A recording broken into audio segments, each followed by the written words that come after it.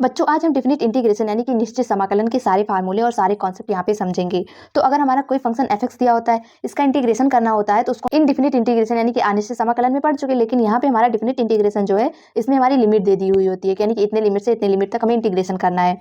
तो मान लेते हैं अगर हमारा कोई फंक्शन f(x) है, इसका हमें इंटीग्रेशन करना है और लिमिट हमें दी हुई है a से लेके b तक। तो यहाँ पे हमारा स्मॉल f(x) है तो इसका इंटीग्रेशन हमारा हो गया कैपिटल f(x) और लिमिट हो गई a से लेके b तक। अगर लिमिट रखेंगे तो f of b minus f of a हो जाएगा, upper limit minus lower limit. हमारा यहाँ पे फंक्शन जो होगा कंटिन्यूअस और सतत होगा ए से बी के बीच में। ये तो हो गया हमारा बेसिक कॉन्सेप्ट। अब हमारा अगला आ जाता है ग्राफिकल अंडरस्टैंडिंग। इसका मतलब ये है कि हमें कोई फंक्शन दे दिया जाएगा y equal to F X, फिर क्या करना होता है, हमें इसके नीचे की एरिया निकालनी होती है।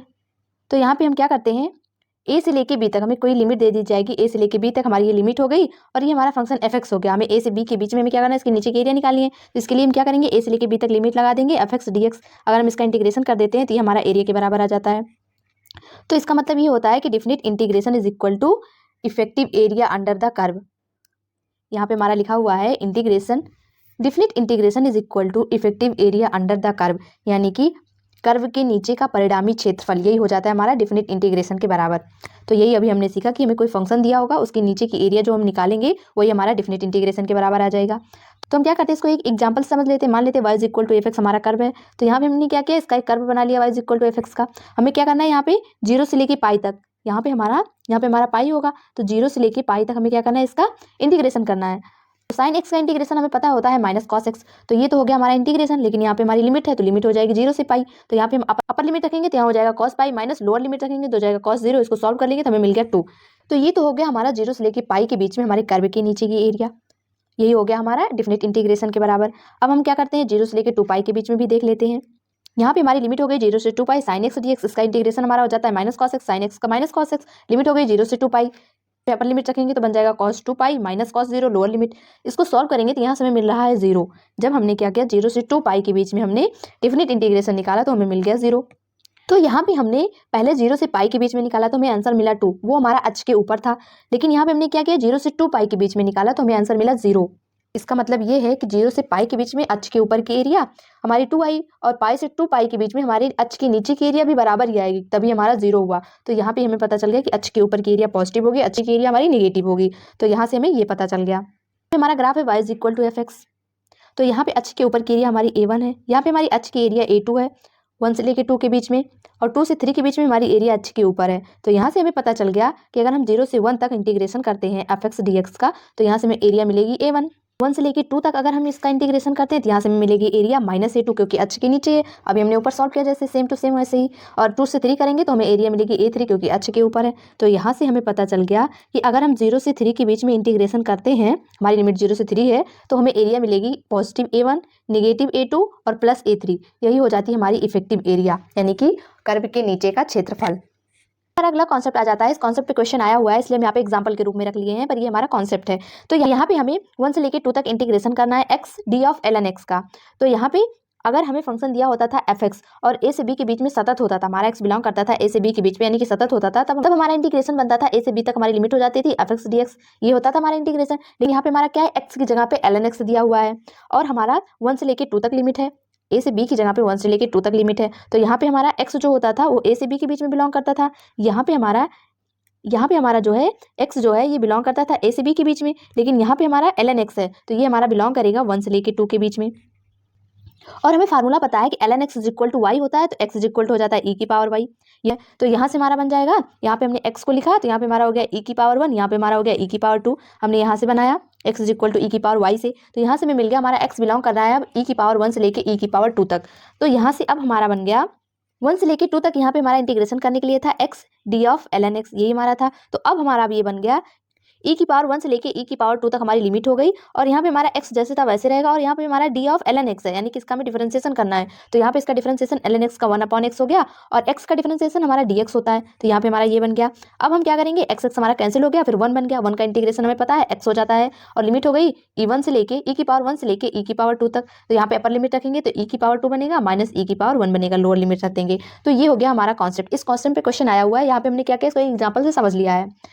और क्वेश्चन कोई भी आ सकता है। अब हमारा अगला कॉन्सेप्ट आ जाता है लिमिट कैसे चेंज करते हैं, हम इसको भी एक एग्जांपल से समझेंगे। तो यहाँ पे हमारा क्वेश्चन है 0 से लेके π/4 तक cos 2x under root 4 minus sine 2x dx। ये हो गया हमारा क्वेश्चन। हमें क्या करना है, इसको सॉल्व करना है। तो यहाँ पे हम लिमिट कैसे चेंज करते हैं उसको यहाँ पे देख लेते हैं। हम मान लेते हैं यहाँ पे sin 2x = t है। अब यहाँ पे हम sin 2x का डिफरेंशिएशन कर देंगे तो cos 2x बनेगा और इंटू 2x का डिफरेंशिएशन करेंगे तो 2 बन जाएगा। तो यहाँ पे हमने 2 को इधर भेज दिया तो बन गया cos 2x dx = dt/2। अब क्या करते हैं, हम लिमिट को भी चेंज कर लेते हैं। तो यहाँ पे अगर हमने क्या किया, x = 0 रख दिया, हमारा sin 2x = t था। हमने यहाँ पे क्या किया, x = 0 रख दिया क्योंकि हमारी लोअर लिमिट 0 है। तो यहाँ पे पहले लोअर लिमिट चेंज करेंगे तो t भी 0 मिल जाएगा क्योंकि sin 2 × 0 कर देंगे तो यहाँ पे हमारा sin 0 बनेगा। sin 0 की वैल्यू 0 हो जाएगी तो t भी हमें 0 मिल गया। अब अपर लिमिट चेंज करेंगे तो x = π/4 रखेंगे तो यहाँ पे हमारा sin 2 × π/4 यानी कि sin π/2 बनेगा। तो sin π/2 की वैल्यू 1 होती है तो t = 1 मिल जाएगा। ये हो गई हमारी अपर लिमिट और लोअर लिमिट। हम इसको ऐसे ही चेंज करते हैं। तो यहाँ से अब हमारा क्वेश्चन बन गया 0 से 1 तक हमारी लिमिट हो गई। यहाँ पे 4 - t⁻1/2 dt और 1/2 हमारा ये आगे आ जाएगा जो हमारा अपॉन में था। तो ये हो गया अब हमारा इंटीग्रेशन छोटा सा। अब इसे सॉल्व कर लेते हैं। इसका इंटीग्रेशन कर लेंगे। बेसिक इंटीग्रेशन है, इंटीग्रेशन x⁴n dx का। इसी फार्मूले का यूज करके यहाँ पे हमने क्या किया, इसका इंटीग्रेशन कर लिया। अब क्या करेंगे, अपर लिमिट रखेंगे तो 4 - 1 यानी कि 3 बन जाएगा, 3⁻3/2। लोअर लिमिट रखेंगे तो यहाँ पे हमारा बन जाएगा 4⁻3/2। अपॉन में हमारा 3/2 है, यहाँ से 2 कैंसिल हो जाएगा, केवल बचेगा 1/3। तो ये हो गया हमारा आंसर जब हम लिमिट चेंज करके क्वेश्चन को सॉल्व करते हैं। तो ये तो हमारे थे बेसिक कॉन्सेप्ट। देखते हैं हमारा क्या है। हमारा अगला कॉन्सेप्ट आ जाता है प्रॉपर्टीज ऑफ डेफिनेट इंटीग्रेशन यानी कि निश्चित समाकलन के गुण। तो यहाँ पे हमारी पहली प्रॉपर्टी आ जाती है इंटीग्रेशन a से b तक हमारी लिमिट होगी f(x) dx। यहाँ पे हमारा फंक्शन x के रूप का है, ये हमारा बराबर होता है लिमिट a से लेके b तक हमारी सेम रहेगी। यहाँ पे हमारा फंक्शन ft dt हो गया, फंक्शन हमारा t के रूप का हो गया। ये हमारा बराबर होगा a से b तक। यहाँ पे हमारा कोई भी फंक्शन u हो गया, z हो गया, कोई भी ले लेंगे, किसी भी रूप का हमें फंक्शन मिलेगा, ये हमारा बराबर होता है लिमिट a से b तक रहेगी। और हमारा फंक्शन x की जगह पे t के रूप का रहेगा या u के रूप का रहेगा या कोई भी वैल्यू हमारी वेरिएबल रहेगी, वो हमारा बराबर ही आता है। अब हमारी सेकंड प्रॉपर्टी है इंटीग्रेशन a से b तक हमारी लिमिट है f(x) dx। ये हमारा f(x) फंक्शन है, ये हमारा बराबर होता है। अगर हम लिमिट को चेंज कर देते हैं, यहाँ पे हमारी a से b तक लिमिट है, अब हम क्या करते हैं b से a तक लिमिट कर देते हैं तो हमारा फंक्शन सेम ही रहेगा, बस आगे एक माइनस आ जाता है। ये हो गई हमारी सेकंड प्रॉपर्टी। हमारी थर्ड प्रॉपर्टी क्या है, a से b तक हमारी लिमिट है, इंटीग्रेशन a से b तक हमारी लिमिट है, फंक्शन हमारा f(x) है इंटू dx = अगर यहाँ पे हमारा फंक्शन f(x) जो है ये कंटिन्यूअस नहीं है। यहाँ पे हमारी लिमिट जो है a से b तक है, लेकिन यहाँ पे हमारा फंक्शन जो है कंटिन्यूअस नहीं है, c पे टूट रहा है, तो यहाँ पे हमारी लिमिट भी टूट जाती है। तो यहाँ पे हमारी लिमिट हो जाएगी a से c तक, फंक्शन हमारा सेम रहेगा f(x) dx प्लस c से लेके b तक हो जाएगी हमारी लिमिट f(x) dx। ये हमारा सेम ही रहता है। अगर हमारा फंक्शन कंटिन्यूअस नहीं है तो हमारी लिमिट टूट जाती है। अब हमारी अगली प्रॉपर्टी आती है इवन ऑड की। तो यहाँ पे इंटीग्रेशन लिमिट हमारी -a से लेके a तक होनी चाहिए। यहाँ पे लिमिट हमारी -a से a तक, यानी कि नीचे वाली लिमिट ऊपर वाली लिमिट बराबर होनी चाहिए, बस नीचे हमारा माइनस होना चाहिए, इस रूम में रहेगा। और यहाँ पे हमारा फंक्शन f(x) dx है, ये हमारा इक्वल टू होता है जब यहाँ पे हमारा f(x) जो है ऑड फंक्शन होगा, f ऑफ -x = -f(x) मिलता है, यानी कि ऑड फंक्शन मिलता है, तो ये हमारी वैल्यू 0 हो जाती है, इसका इंटीग्रेशन हमारा 0 हो जाता है। और अगर हमारा फंक्शन इवन आता है, हमारा फंक्शन अगर सम आता है, तो यहाँ पे हमारा इंटीग्रेशन बन जाता है 2 × हमारी लिमिट 0 से लेके a तक हो जाएगी, f(x) dx हो जाता है जब हमारा फंक्शन इवन होता है। तो ये हो गई हमारी इवन ऑड की प्रॉपर्टी। हमारा इंटीग्रेशन -a से लेके a तक है, f(x) dx हमारा फंक्शन है। तो अगर हमारा फंक्शन ऑड है यानी कि विषम है तो हमारी वैल्यू डायरेक्ट 0 हो जाएगी, और अगर हमारा फंक्शन सम है तो 2 × हमारी लिमिट 0 से लेके a तक हो जाएगी, f(x) dx। तो ये हो गई हमारी इवन ऑड की प्रॉपर्टी, इंपॉर्टेंट है, याद होनी चाहिए। अगर इसे हम एग्जाम्पल से देख लेते हैं तो यहाँ पे हमारा -1 से लेके 1 तक हमारी लिमिट है। अगर हम इसी एग्जाम्पल से देख लेते हैं तो -1 से लेके 1 तक हमारी लिमिट है, और x³ tan x² dx ये हमारा फंक्शन है। तो यहाँ पे हम देख लेते हैं हमारा फंक्शन इवन है या ऑड है। तो f(x) = हमारा है x³ tan x²।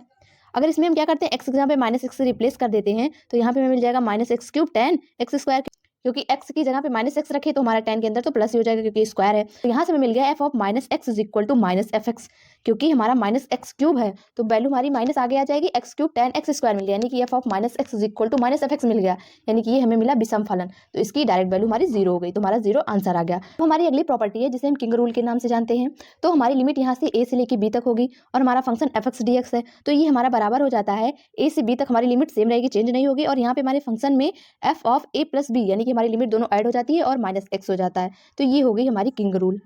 यहाँ पे अगर हम इसका प्रूफ देख लेते हैं तो यहाँ पे हमारा a से लेके b तक f(x) dx ये हमारा फंक्शन दिया हुआ है। फिर हम क्या करते हैं, x की जगह पे वैल्यू रख देते हैं a + b - t। यहाँ पे हमने ये वैल्यू रखा तो यहाँ से हमें dx इसका डिफरेंशिएशन कर लेंगे तो dx = -dt मिल जाएगा। यहाँ पे हम क्या करेंगे, लिमिट भी चेंज करेंगे। तो हमने क्या किया, x = a रखा क्योंकि हमारी लोअर लिमिट a है, पहले हम लोअर लिमिट चेंज किए तो x = a रखा तो हमें t = b मिल गया, ये होगी हमारी लोअर लिमिट। और अगर हम x = b रखते हैं, अपर लिमिट रखते हैं, तो हमें मिल जाता है t = a। तो ये हो गई हमारी अपर लिमिट और लोअर लिमिट b से लेके a तक। और यहाँ पे हमारे फंक्शन की जगह पे आ गया f of a + b - t, क्योंकि x को हमने रिप्लेस किया a + b - t से। अगर डिफरेंशिएशन कर दिया तो डी एक्स की जगह पे माइनस डी टी आ गया। इसे थोड़ा सा और सॉल्व कर लेते हैं। यहाँ पे हमारा माइनस डी टी है तो क्या करते हैं, माइनस को बाहर ले आते हैं तो मिल जाएगा F of A plus B minus T into D T, और ये हमारा इंटीग्रेशन के बाहर आ गया हमारा माइनस।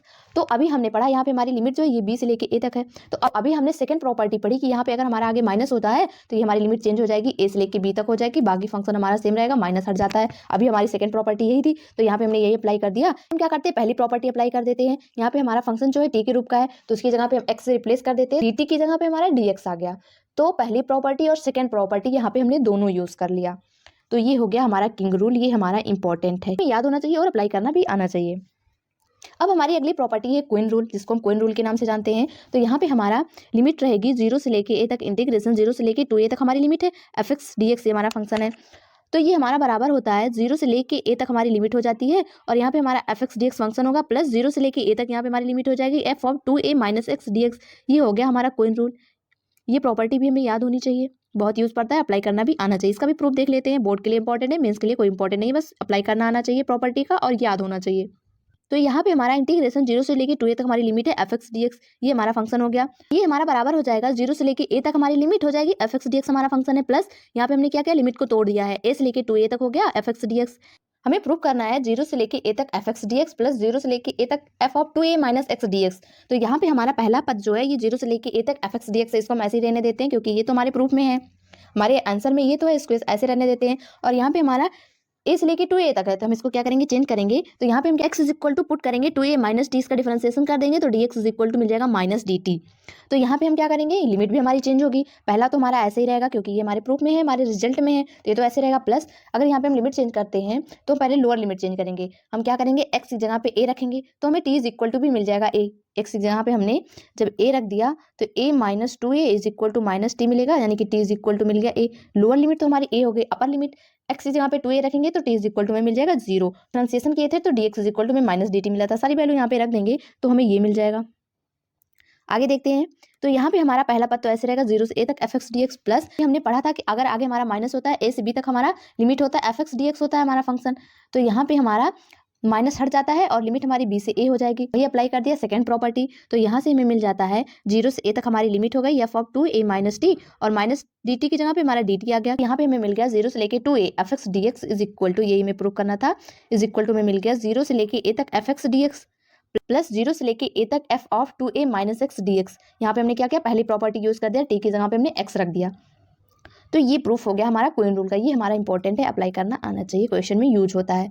अब यहाँ पे हम इसको ऐसा भी लिख सकते हैं, 0 से लेके 2a तक हमारी लिमिट है एफ एक्स डी एक्स, हमारा फंक्शन है, इज इक्वल टू, अगर हमारा फंक्शन जो है यहाँ पे F of 2a minus x is equal to हमें एफ एक्स मिलता है, जब हम F of 2a minus x is equal to F X मिलेगा तो यहाँ पे ये हमारा बन जाता है 2 इंटू 0 से लेके a तक एफ एक्स डी एक्स, ये हमारा बन जाएगा।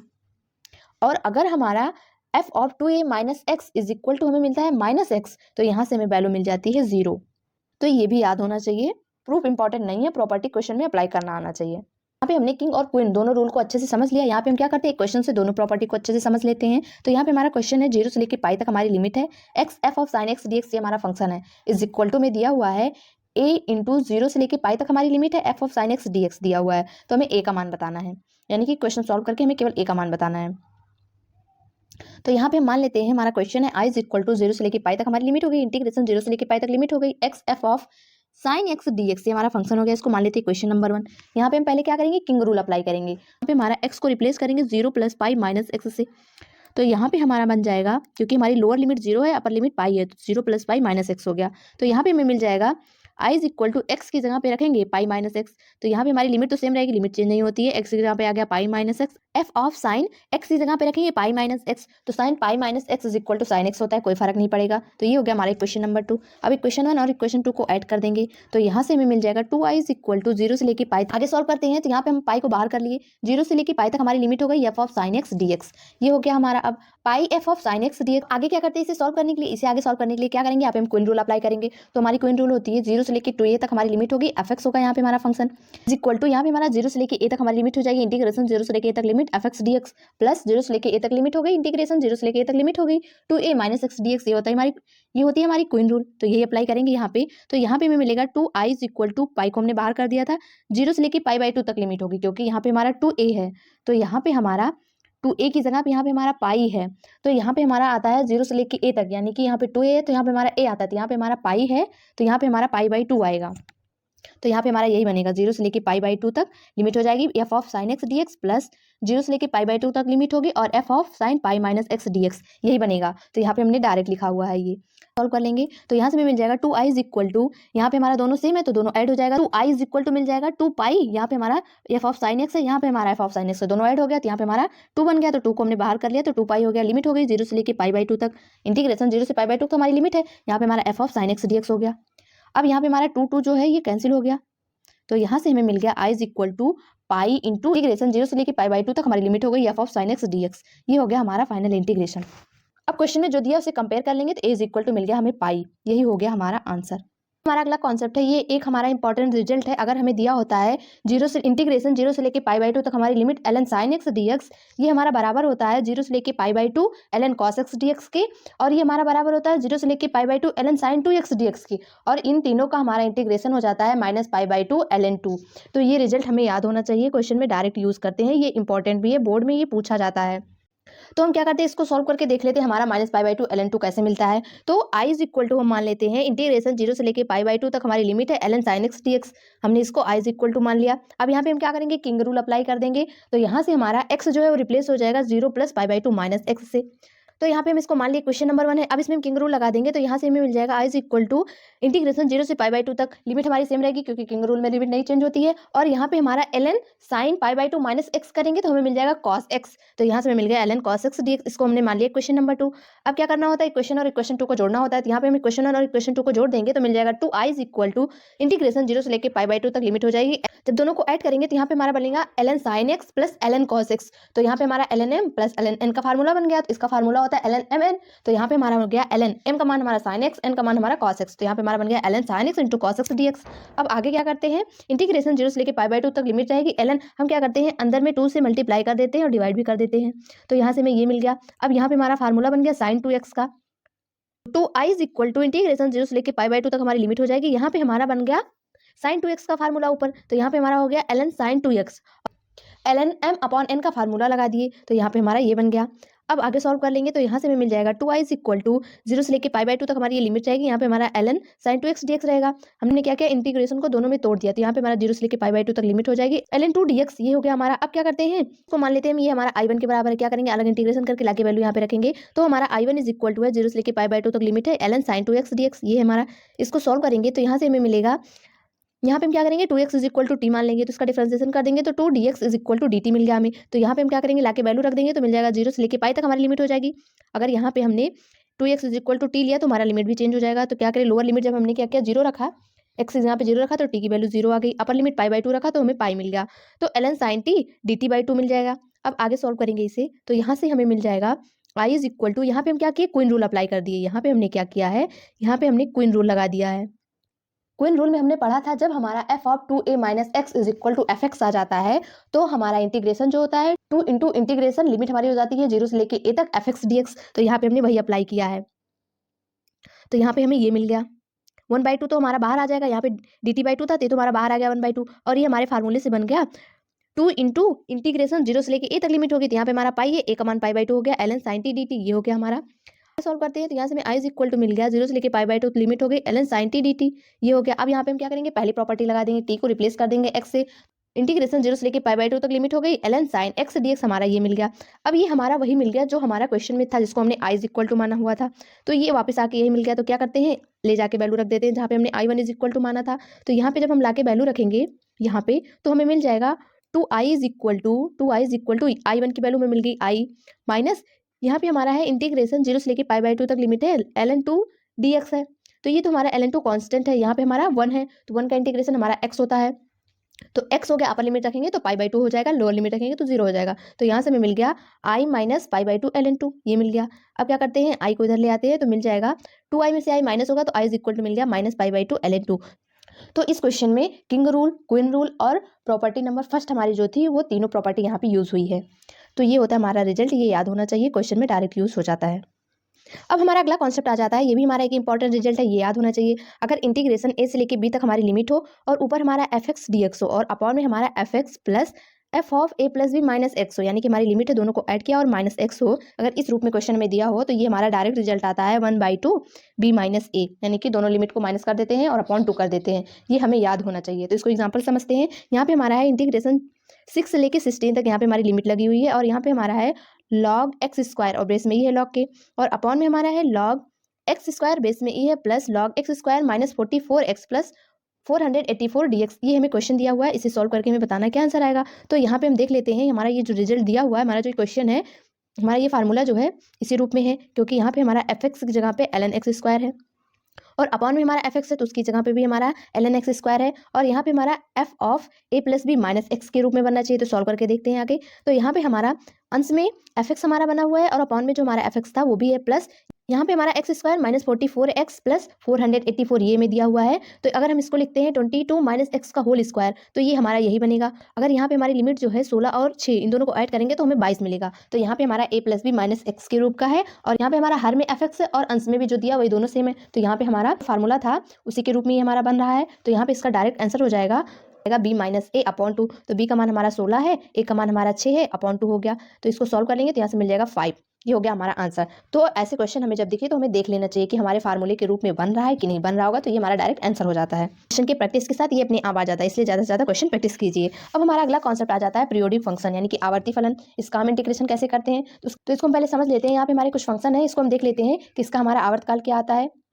तो अगर हमारा साइन एक्स है तो इसका हमारा आवर्तकाल t इज इक्वल टू 2 पाई होता है। कॉस एक्स का भी हमारा t इज इक्वल टू 2 पाई होता है, ये आवर्तकाल है इसका। तो tan एक्स होगा तो इसका हमारा आवर्तकाल t इज इक्वल टू पाई आता है। कॉट एक्स का हमारा पाई आता है। सेक एक्स का भी हमारा 2 पाई आता है। कॉसिक एक्स का हमारा आवर्तकाल जो है t इज इक्वल टू 2 पाई आता है। और अगर फ्रैक्शन पार्ट ऑफ x दिया होता है इसका आवर्तकाल t इज इक्वल टू 1 होता है, ये हमें पता होना चाहिए।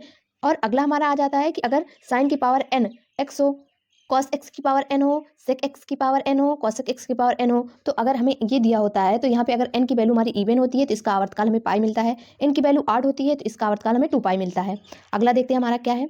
अगला हमारा है mod sine X, mod cos X, mod tan X, mod cot X, mod sec X, mod cosec X, इसका हमारा आवर्तकाल t is equal to pi मिलता है। हमारा अगला है अगर हमें sine X is equal to हमारा आवर्तकाल t is equal to 2 pi है, तो अगर साइन एक्स में हम प्लस ए कर देते हैं या माइनस भी कर देते हैं, कुछ प्लस कर देते हैं कुछ माइनस कर देते हैं, तो भी हमारा आवर्तकाल सेम रहता है t इज इक्वल टू 2 पाई। अगर 1 अपॉन साइन एक्स मिलता है तो इसका भी आवर्तकाल t इज इक्वल टू 2 पाई होगा। अगर हमारा रूट में साइन एक्स मिलता है तो इसका आवर्तकाल भी हमारा t इज इक्वल टू 2 पाई होगा। e की पावर साइन एक्स है तो इसका आवर्तकाल भी हमारा t इज इक्वल टू 2 पाई होगा। यहाँ पे हमारा अगला कॉन्सेप्ट है कि अगर हमारा कोई फंक्शन एफ एक्स है, मान लेते हैं इसका आवर्तकाल t1 है, दूसरा फंक्शन हमारा जी एक्स है, इसका आवर्तकाल हमारा t2 है, तो अगर हमारा फंक्शन एफ एक्स प्लस हो रहा होगा जी एक्स से या माइनस हो रहा होगा, या एफ एक्स अपॉन जी एक्स होगा या एफ एक्स इंटू जी एक्स होगा, तो यहाँ पे इसका आवर्तकाल हम कैसे निकालते हैं। तो इसका आवर्तकाल t minimum is equal to क्या करते हैं, दोनों को एलसीएम ले लेते हैं, दोनों के आवर्तकाल का हम एलसीएम ले लेते हैं और टी मिनिमम ग्रेटर देन यहाँ पे 0 है। इसका मतलब कि जब हम आवर्तकाल निकाल लेते हैं कि आवर्तकाल का एलसीएम लेके हम जब आवर्तकाल निकाल लेते हैं जो मिलता है वही हमारा आवर्तकाल होगा, तो उस आवर्तकाल को हम क्या करते हैं क्वेश्चन में फिर से रख के चेक करते हैं, जिसपे हमारा सबसे मिनिमम वाला आवर्तकाल मिलता है वही हमारा यहाँ पे आंसर होता है। तो यहाँ पे हमने आवर्तकाल का थोड़ा सा कॉन्सेप्ट समझ लिया है याद रखने के लिए, लेकिन ये डिटेल में हमें फंक्शन चैप्टर में पढ़ने को मिल जाता है, तो वहाँ से इसको डिटेल में आप पढ़ सकते हैं। यहाँ पे हमने थोड़ा सा बस आइडिया लगने के लिए बता दिया है कि कैसे हम आवर्तकाल को निकालते हैं। तो यहाँ पे ये थोड़ा सा कॉन्सेप्ट है, इसको याद रख लीजिएगा, बाकी फंक्शन चैप्टर में अच्छे से पढ़ लीजिएगा।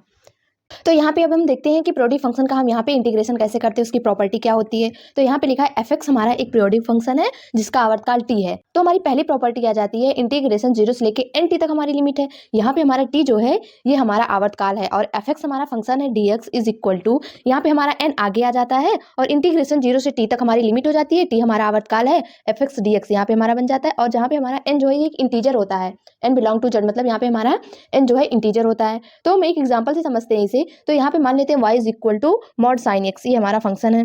तो यहाँ पे हम क्या करते हैं इंटीग्रेशन 0 से लेके 5 पाई तक यहाँ पे हमारी लिमिट हो गई। Mod sine x D x इसी का हमें क्या करना है इंटीग्रेशन करना है। तो यहाँ पे हम क्या करते हैं मॉड साइन एक्स का ग्राफ बना लिए। तो मॉड का मतलब होता है अक्ष के नीचे जो हमारा होता है कर्व वो भी उलट के ऊपर चला जाता है, तो ये बन गया हमारा मॉड साइन एक्स का ग्राफ। तो हमें क्या करना है 0 से लेके 5 पाई तक निकालना है mod sine x D x. तो हमें पता है अभी हमने पढ़ा कि मॉड साइन एक्स का हमारा आवर्तकाल होता है T is equal to pi, mod sine X का आवर्तकाल हमारा पाई होता है। तो ये हो जाएगा हमारा, यहाँ पे n हमारा आगे आ जाता है, मॉड साइन x का हमारा आवर्तकाल पाई हो गया, तो यहाँ पे हमारा आ गया पाई और n हमारा आगे आ गया, यहाँ पे हमारा n जो था 5 आगे आ गया। अब यहाँ पे हमारा मॉड साइन x था, लेकिन यहाँ पे हमें इंटीग्रेशन करना है 0 से लेके पाई तक, 0 से लेके पाई तक इसी का हमें इंटीग्रेशन करना है। तो 0 से लेके पाई के बीच में यहाँ पे हमारी वैल्यू जो है ये पॉजिटिव है, तो हमारा यहाँ पे मॉड जो है पॉजिटिव ओपन हो जाएगा। तो यहाँ पे मिल गया हमें साइन एक्स डी एक्स। अब हमें पता है कि साइन एक्स का इंटीग्रेशन होता है माइनस कॉस एक्स, लिमिट हो गई 0 से लेके पाई तक, और 5 हमारा इंटू में है। तो अगर हम अपर लिमिट रखते हैं तो हमें मिलता है -1, लोअर लिमिट रखते हैं तो हमें मिलेगा -1। तो यहाँ पे हमें -1 बन गया +2। यहाँ पे हमें जब इसका इंटीग्रेशन कर लेंगे तो मिल जाएगा +2, और 5 हमारा इंटू में है, तो यहाँ से हमें वैल्यू मिल गई 10। तो हम पहली प्रॉपर्टी का यूज ऐसे करते हैं। अब हमारी अगली प्रॉपर्टी क्या है देखते हैं। अब हमारी अगली प्रॉपर्टी आ जाती है कि इंटीग्रेशन ए से लेके ए प्लस एन टी तक हमें इंटीग्रेशन करना है। यहाँ पे हमारा ए जो है, यहाँ पे हमारा ए दोनों सेम होना चाहिए, यहाँ की वैल्यू सेम होनी चाहिए, प्लस एन टी होना चाहिए। और हमारा एफ एक्स फंक्शन है D x is equal to, यहाँ पे क्या होता है कि एन हमारा आगे आ जाता है, यहाँ पे एन जो है ये आगे आ जाएगा। इंटीग्रेशन 0 से लेके टी तक हमारी लिमिट हो जाएगी, 0 से लेके आवर्तकाल तक हमारी लिमिट हो जाएगी एफ एक्स डी एक्स, जहाँ पे हमारा एन बिलोंग कर रहा है इंटीजर को और ए बिलोंग कर रहा है आर को। क्या करते हैं, इसको भी एक एग्जाम्पल से समझ लेते हैं। तो यहाँ पे हमने सेमी फंक्शन लिया y is equal to mod sine X, क्योंकि यहाँ पे हम प्रॉपर्टी को अप्लाई करना सीख रहे हैं। अब यहाँ पे हमें इंटीग्रेशन करना है, हमारे एग्जांपल में है कि π/4 से लेके इंटीग्रेशन π/4 प्लस 3 तक हमें इंटीग्रेशन करना है। तो यहाँ पे हमारा function sine x D X है। तो अभी हमने प्रॉपर्टी पढ़ी कि यहाँ पे हमारा ए जो है ये हट जाता है और हमारा बन जाता है इंटीग्रेशन 0 से लेके एन टी तक हमारी यहाँ पे लिमिट लग जाती है। तो इंटीग्रेशन 0 से लेके एन टी, एन का मान यहाँ पे हमारा 3 है, 3 पाई तक यहाँ पे हमारा बन गया integration mod sine x D x. हमें पता है कि मॉड साइन एक्स का हमारा आवर्तकाल टी इज इक्वल टू पाई होता है, अभी हमने पढ़ा। तो यहाँ पे हमारा बन जाता है अब यहाँ पे हमारी पहली प्रॉपर्टी यूज हो जाएगी, क्योंकि यहाँ पे हमारा 0 से लेके एन टी तक बन गया, तो यहाँ पे हमारी पहली प्रॉपर्टी यूज होगी। तो यहाँ पे हमारा क्या होता है, एन आगे आ जाता है और यहाँ पे हमारा इंटीग्रेशन 0 से लेके पाई तक हो जाएगा, आवर्तकाल हमारा पाई है। तो 0 से लेके पाई तक यहाँ पे हमारी साइन की वैल्यू पॉजिटिव मिल रही है, तो यहाँ पे हमारा मॉड पॉजिटिव ओपन होगा, sine x D x is equal to, अब इसका इंटीग्रेशन कर देंगे तो यहाँ से हमें 2 मिलता है, 3 इंटू में है तो 3 आ जाएगा इज इक्वल टू 6। ये हो गया हमारा इंटीग्रेशन। यहाँ पे हमारी अगली प्रॉपर्टी आ जाती है कि इंटीग्रेशन एम टी से लेके एन टी तक हमारी लिमिट होगी F X D x is equal to, यहाँ पे हमारा बन जाता है एन माइनस एम इंटीग्रेशन 0 से लेके टी तक F X D X, M N हमारा बिलोंग करेगा इंटीजर को। तो यहाँ पे भी हमारा function y is equal to mod sine X है।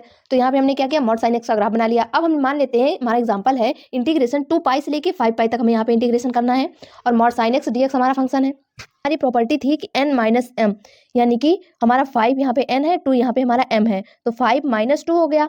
इंटीग्रेशन 0 से लेके यहाँ पे हमारी आवर्तकाल तक यहाँ पे हमारी लिमिट बन जाती है। तो हमें पता है मॉड साइन एक्स का आवर्तकाल हमारा पाई होता है, तो यहाँ पे हमारा आ गया पाई। अब यहाँ पे हमें पता है कि 2 पाई से लेके 5 पाई के बीच में हमारा साइन की वैल्यू जो है पॉजिटिव आ रही है, तो हमारा मॉड भी पॉजिटिव ओपन हो जाएगा। तो ये हमारा हो जाता है। अब यहाँ पे 5 माइनस 2 कर देंगे तो 3 मिल जाएगा। अब 0 से लेके pi sine x D x का इंटीग्रेशन कर देंगे तो हमें वैल्यू मिल जाती है 2। तो यहाँ से हमें मिल गया आंसर 6। तो हमारी तीसरी प्रॉपर्टी ये है। अब हमारी अगली प्रॉपर्टी आ जाती है कि इंटीग्रेशन एन टी से लेके ए प्लस एन टी तक हमारा लिमिट होगा एफ एक्स डी एक्स। तो यहाँ पे हमारा बन जाता है इंटीग्रेशन 0 से लेके ए तक हमारी लिमिट हो जाएगी एफ एक्स डी एक्स। यहाँ पे हमारा एन बिलोंग करेगा जेड को, ए बिलोंग करेगा आर को, जेड हमारा इंटीजर है। तो यहाँ पे अब हमें इसका इंटीग्रेशन करना है। तो यहाँ पे हमारा फंक्शन है y is equal to mod sine X. हमने यहाँ पे केवल साइन एक्स का एग्जाम्पल लिया, बस केवल प्रॉपर्टी समझने के लिए कैसे अप्लाई करते हैं। तो अब यहाँ पे हमें इंटीग्रेशन करना है। हमारा एग्जाम्पल है इंटीग्रेशन 3 पाई से लेके 3 पाई प्लस पाई/3 mod sine x D x, इसी का हमें इंटीग्रेशन करना है। यहाँ पे हमारा ये पाई/3 है और यहाँ पे 3 प्लस हमारा पाई/3 है। हमारी प्रॉपर्टी कह रही है कि एन टी से लेके ए प्लस एन टी तक हमारी लिमिट होती है, तब हमारा इंटीग्रेशन बन जाता है इंटीग्रेशन 0 से लेके ए तक। तो यहाँ पे ए का मान हमारा पाई/3 है और यहाँ पे हमारा साइन एक्स है। तो साइन एक्स हमारा 0 से लेके पाई/3, यहाँ पे हमारा 0 से लेके पाई/3 बना, तो 0 से लेके पाई/3 में हमारी साइन की वैल्यू पॉजिटिव है, तो यहाँ पे हमारा मॉड पॉजिटिव ओपन हो जाएगा, तो साइन एक्स डी एक्स हो गया। अब हमें पता है कि साइन एक्स का इंटीग्रेशन हमारा हो जाता है माइनस कॉस एक्स, और यहाँ पे हमारी लिमिट हो जाएगी 0 से लेके पाई/3 तक। अब यहाँ पे ये हमारा इंटीग्रेशन बन गया, बस इसकी अपर लिमिट लोअर लिमिट रख के सॉल्व कर लेंगे तो यहाँ से हमें आंसर मिल जाता है। तो यहाँ पे हमारी अगली प्रॉपर्टी आ जाती है कि इंटीग्रेशन ए प्लस एन टी से लेके बी प्लस एन टी तक हमारी लिमिट होगी एफ एक्स डी एक्स। हमारा यहाँ पे एफ एक्स हमारा फंक्शन हो गया, तो ये हमारा बन जाता है इंटीग्रेशन ए से लेके बी तक हमारी लिमिट हो जाती है एफ एक्स डी एक्स बन जाता है, एन बिलोंग करेगा जेड को और ए कॉमा बी बिलोंग करेगा आर को। तो यहाँ पे हम क्या करते हैं, अपना एग्जांपल ले लेते हैं। तो यहाँ पे इंटीग्रेशन 2 पाई प्लस पाई/6 से लेके हमारी लिमिट हो जाएगी 2 पाई प्लस पाई/3 तक, यानी कि यहाँ पे हमारा 2 पाई प्लस पाई/6 यहाँ पे हमारा है, और हमारी लिमिट हो गई 2 पाई से लेके, और हमारी लिमिट हो गई पाई प्लस पाई/3 तक, यानी कि 2 पाई प्लस पाई/6 लेके 2 पाई प्लस पाई/3 तक हो गई। तो यहाँ पे हम जो इतने का इंटीग्रेशन करते हैं तो ये हमारा, अगर यहाँ पे जितनी वैल्यू आएगी वही वैल्यू हमारी यहाँ पे भी आएगी। अगर हम पाई/6 लेके पाई/3 के बीच में हम इसका इंटीग्रेशन करते हैं तो दोनों वैल्यू में सेम ही मिलेगी। इसलिए हम क्या करते हैं, इस प्रॉपर्टी को ऐसा बना लेते हैं। तो यहाँ पे हमारा बन जाता है इंटीग्रेशन ए का मान हमारा पाई/6 है, बी का मान हमारा पाई/3 है, और मॉड साइन एक्स पाई/6 लेके पाई/3 के बीच में हमारा साइन का मान पॉजिटिव है, तो यहाँ पे हमारा मॉड पॉजिटिव ओपन हो जाएगा। तो इसका मतलब यही होता है कि हमारा यहाँ पे two pi plus pi by six था, से लेके two pi plus pi by three तक हमें इंटीग्रेशन करना था। तो यहाँ पे हमारी इतनी वैल्यू जो आएगी, अगर यहाँ पे हम पहले वाले में पाई बाई सिक्स लेके पाई बाई थ्री के बीच में अगर हम वैल्यू निकालते हैं इंटीग्रेशन करके, तो दोनों वैल्यू हमारी सेम होती है, इसलिए हम इसको ऐसा बना लेते हैं। ऐसे हमारी आगे की जो प्रॉपर्टी थी जो हमने पढ़ लिया उसको भी हमने ऐसे ही किया था। तो यहाँ पे हमारा साइन एक्स का इंटीग्रेशन हो गया माइनस कॉस एक्स, लिमिट हो गई पाई बाई सिक्स लेके पाई बाई थ्री तक। इसे सॉल्व कर लेंगे तो यहाँ से हमें ये आंसर मिल जाता है। तो ये प्रॉपर्टी हमें याद होनी चाहिए, डायरेक्ट यूज कर लेते हैं, जैसे हमारा क्वेश्चन जल्दी सॉल्व हो जाता है। तो ये इतनी थी हमारी पीरियोडिक फंक्शन की प्रॉपर्टी। हमारा अगला कॉन्सेप्ट आ जाता है न्यूटन लेबनीज रूल। तो यहाँ पे लेबनीज रूल का मतलब होता है कि इंटीग्रेशन का डिफरेंशिएशन। तो यहाँ पे हमें ये इंटीग्रेशन दिया हुआ है, हमारा फंक्शन यहाँ पे एफ टी है और हमारी लिमिट है यहाँ पे जी एक्स लेके एच एक्स तक, और यहाँ पे हमारे आगे हमारा डिफरेंशिएशन लगा हुआ है डी डी एक्स। तो यहाँ पे ये हमारा होता है एफ ऑफ अपर लिमिट हो जाएगा, यानी कि हम अपने फंक्शन में टी की जगह पे पहले अपर लिमिट रखेंगे, फिर क्या करेंगे अपर लिमिट का डिफरेंशिएशन कर देंगे, माइनस एफ टी की जगह पे हम लोअर लिमिट रखेंगे, फिर क्या करेंगे लोअर लिमिट का डिफरेंशिएशन कर देंगे। तो बस यही होती है हमारी न्यूटन लेबनीज थ्योरम, जो होती है यही होती है कि क्या करते हैं हम फंक्शन में पहले अपर लिमिट रखते हैं, फिर अपर लिमिट का डिफरेंशिएशन कर देते हैं, माइनस फंक्शन में लोअर लिमिट रख देते हैं, फिर क्या करते हैं लोअर लिमिट का डिफरेंशिएशन कर देते हैं। तो ये हो गई हमारी थ्योरम। अब क्या करते हैं, इसको एक एग्जांपल से समझ लेते हैं कैसे इसको अप्लाई करते हैं। यहाँ पे हमारा एग्जांपल है limit x tends to zero, integration zero से लेके एक्स स्क्वायर तक हमारी लिमिट है, और यहाँ पे हमारा फंक्शन है sine under root T D T upon X cube. यहाँ पे हमें क्या करना है लेबनीज थ्योरम से इसको सॉल्व करना है। तो limit x tends to zero, यहाँ पे हम इसको लिख लेंगे D D X of integration zero से लेके एक्स स्क्वायर तक हमारी limit sine under root T D T, ये हमारा फंक्शन हो गया, upon D D X of X cube.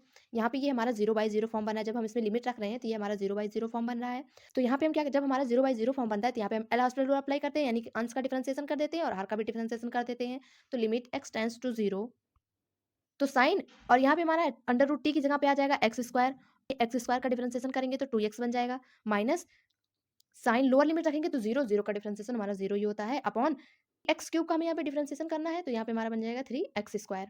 हमने क्या किया, हमारे फंक्शन में पहले क्या किया अपर लिमिट रख दिया, टी की जगह पे अपर लिमिट रखा, फिर उसका डिफरेंशिएशन कर दिया, माइनस फिर टी की जगह पे हमने क्या किया लोअर लिमिट रख दिया, फिर हमने क्या किया लोअर लिमिट का डिफरेंशिएशन कर दिया, अपॉन हर का भी डिफरेंशिएशन कर दिया, क्योंकि यहाँ पे हमारा जीरो बाई जीरो फॉर्म बन रहा था, यहाँ पे हमने एल हॉस्पिटल रूल अप्लाई किया है।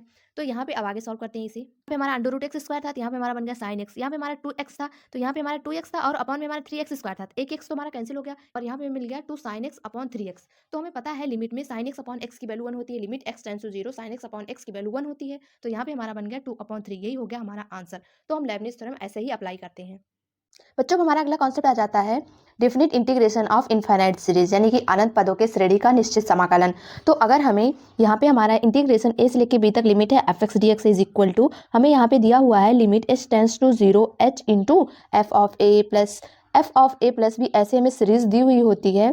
तो हम इसको क्या करते हैं समेशन के रूप में लिखते हैं।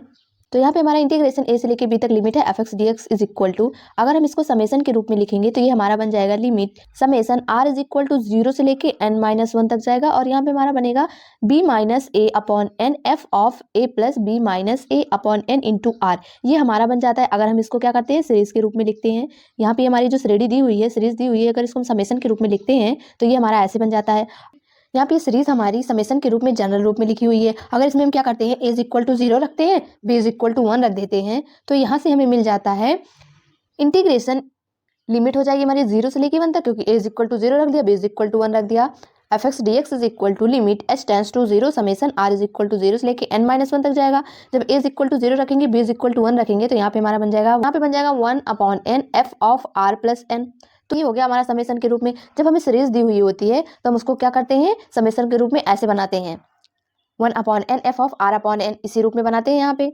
तब क्या करते हैं उसके बाद यहाँ पे हमारा 1 अपॉन n जो है इसको हम dx बना देते हैं, r अपॉन n जो है इसको हम x में रिप्लेस कर देते हैं। इसको क्या करते हैं सीरीज को अपनी यहाँ पे समेशन के रूप में ऐसे बनाते हैं, उसके बाद 1 अपॉन n जो मिलता है उसको dx करेंगे, r अपॉन n को x करेंगे, limit n tends to infinite को इंटीग्रेशन बनाते हैं। हम हमेशा यही करेंगे, कोई भी सीरीज हमें दी हुई होगी उसको समेशन के रूप में बनाएंगे, इसे क्या करें कि 1 अपॉन n को dx बना सकें, r अपॉन n को x बना सकें, limit n tends to infinite को हम यहाँ पे इंटीग्रेशन बना सकें।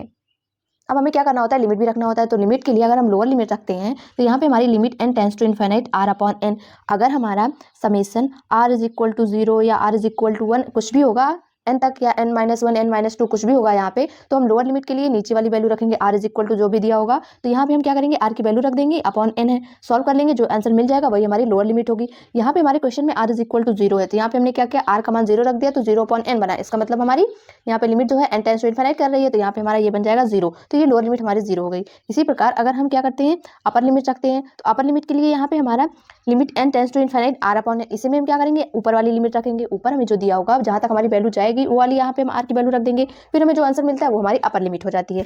तो ये होता है हमारा फार्मूला। क्या करते हैं, एग्जाम्पल से समझ लेते हैं कैसे हम इसको अप्लाई करते हैं।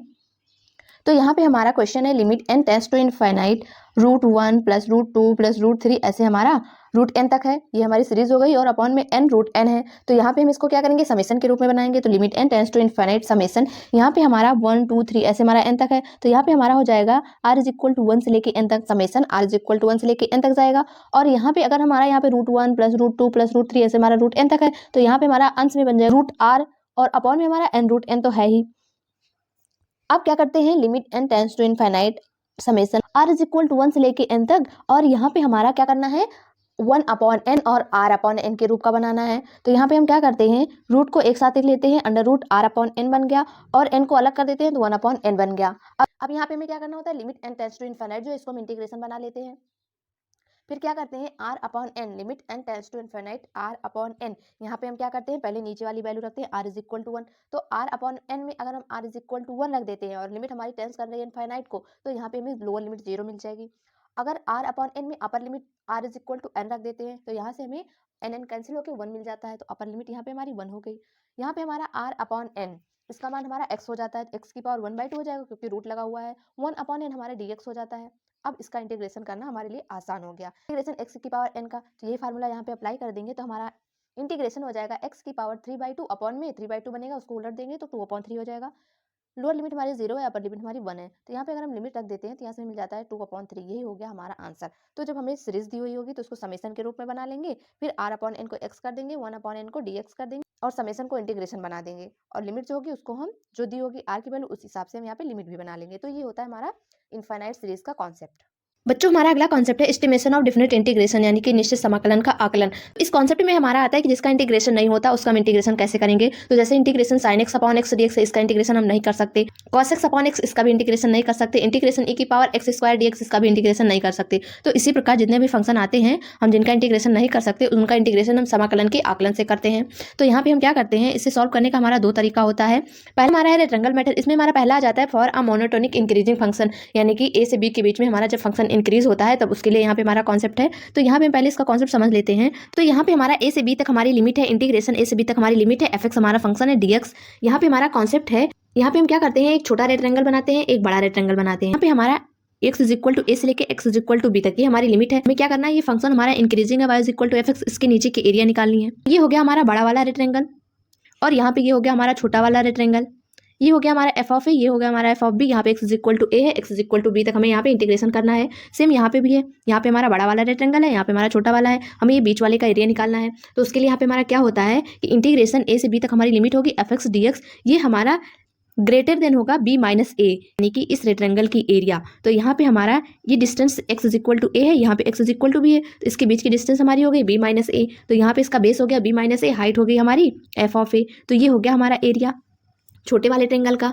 तो यहाँ पे हमें मिल गया b minus a f of a, इससे बड़ी होगी हमारी एरिया, इंटीग्रेशन a से b तक लिमिट होगी fx dx, इसकी एरिया हमारी जो है b minus a f of a से बड़ी होगी, और b minus a f of b से छोटी होगी। तो हम क्या करते हैं, ऐसे ही हम इसका इंटीग्रेशन कर लेते हैं। तो यहाँ पे हमारा b माइनस a हमारा बेस हो गया, और हाइट यहाँ पे हमारी f ऑफ b हो गई। तो ये हो गया हमारा बड़े वाले रेक्टेंगल का एरिया। छोटे वाले रेक्टेंगल और बड़े वाले रेक्टेंगल के बीच में हमें जो एरिया मिलेगी वही हमारी होगी इस फंक्शन की एरिया। तो यहाँ पे हमारा इंक्रीजिंग फंक्शन का कॉन्सेप्ट यही होता है जब हमें a से b के बीच में इंटीग्रेशन करना होता है।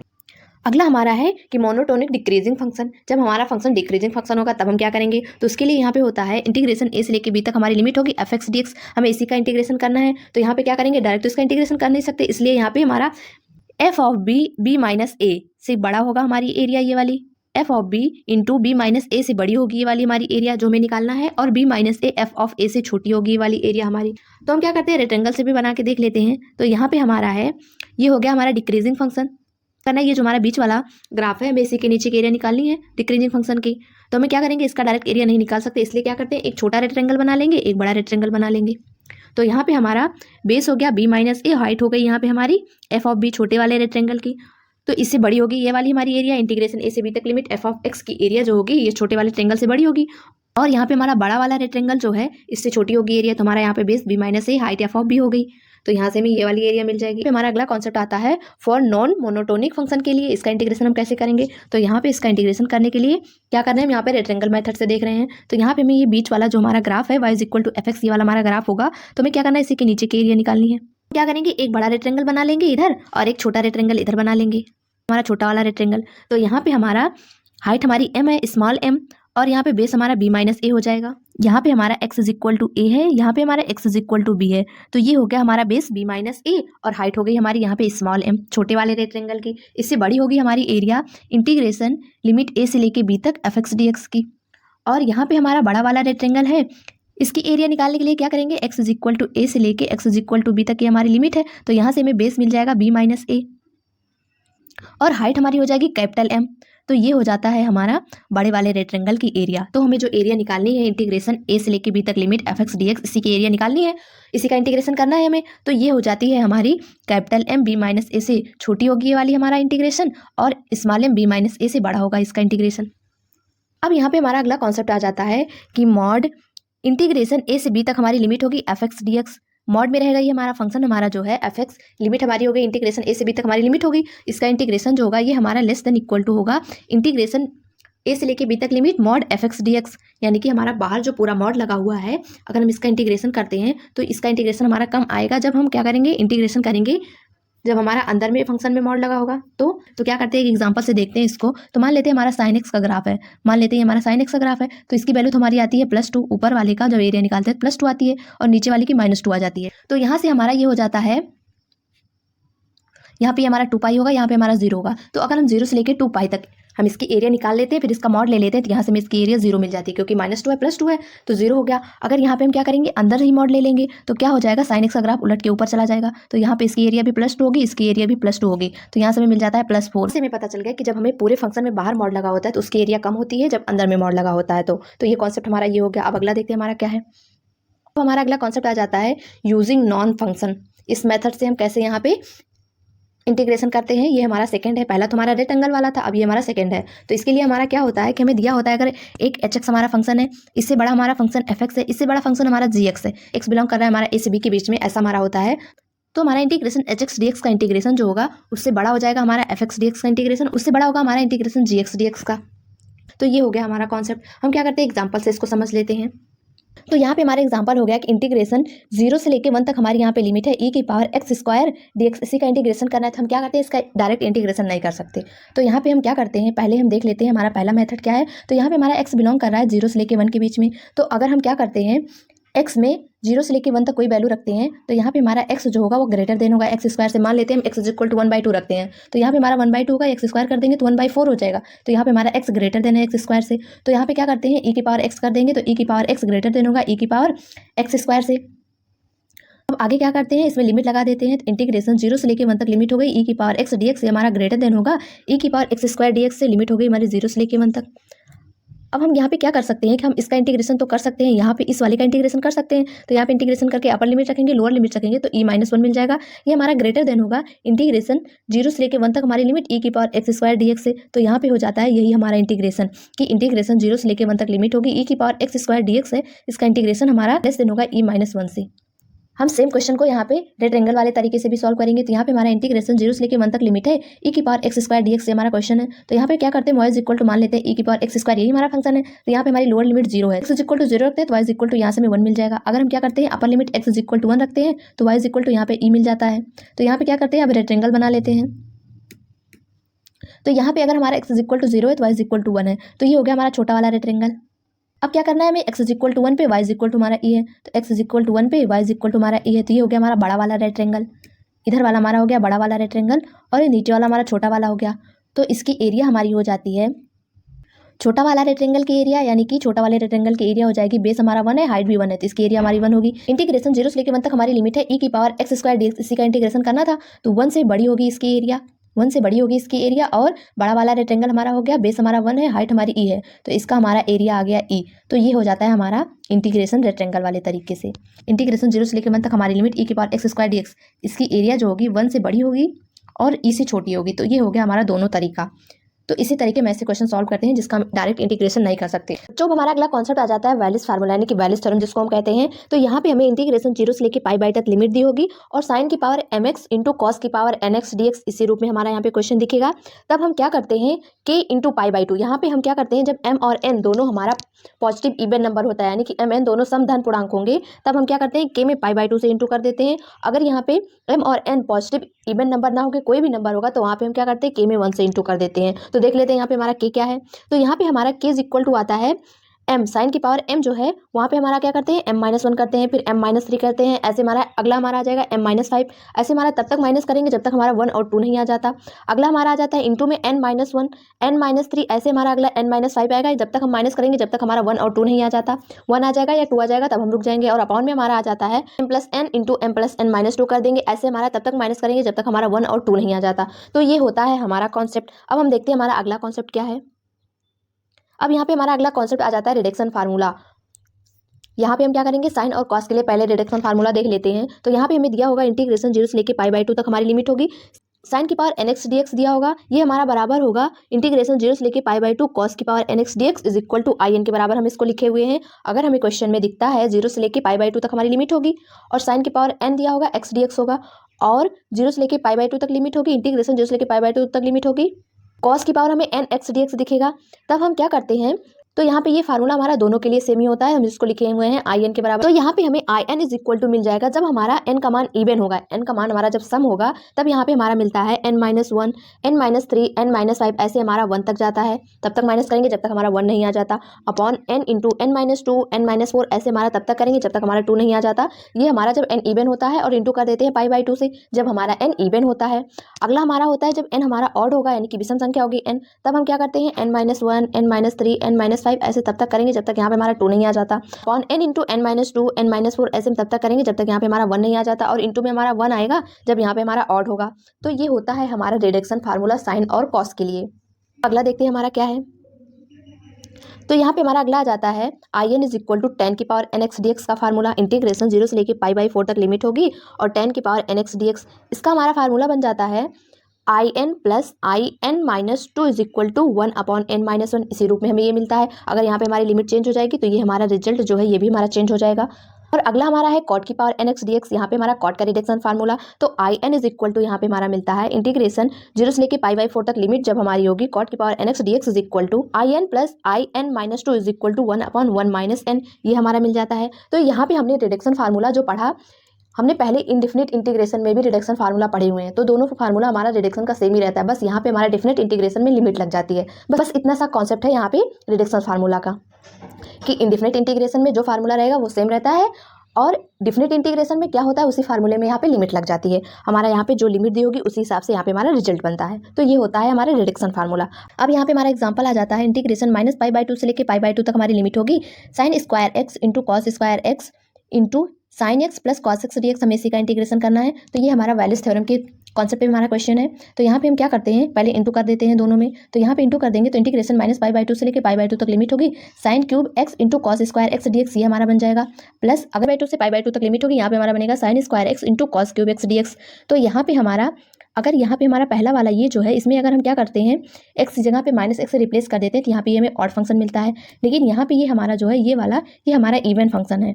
x को रिप्लेस करेंगे -x से तो यहाँ पे हमें इवन फंक्शन मिलेगा, क्योंकि यहाँ पे कॉस क्यूब है, कॉस के अंदर माइनस आता है तो माइनस बाहर नहीं निकलता, वो पॉजिटिव ही रहता है। तो ये हो गया हमारा इवन फंक्शन। तो हमें पता है इवन ऑड प्रॉपर्टी से अगर हमारा फंक्शन ऑड होता है तो उसकी वैल्यू हमारी डायरेक्ट 0 हो जाती है। यहाँ पे हमारा यही बच गया जो हमारा इवन फंक्शन था।